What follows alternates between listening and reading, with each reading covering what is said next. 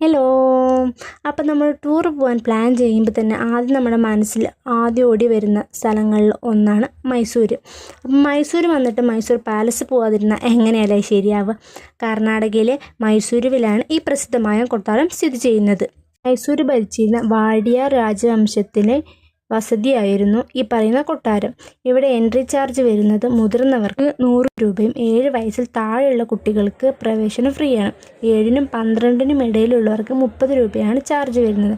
പ്രവേശന സമയം വന്നിട്ട് 10 മുതൽ വൈകിട്ട് 5:30 വരെയാണ് ഉള്ളത്. അതുപോലെ തന്നെ ഈ പറയുന്ന കൊട്ടാരം സ്ഥാപിതമായത് 1912 ആ കാലഘട്ടത്തിലാണ്. അകത്ത് കയറുമ്പോൾ തന്നെ നമ്മുടെ മൈൻഡ് റിലാക്സ് ആവുന്ന വിധത്തിലുള്ള അറ്റ്മോസ്ഫിയറാണ് ഉള്ളത്.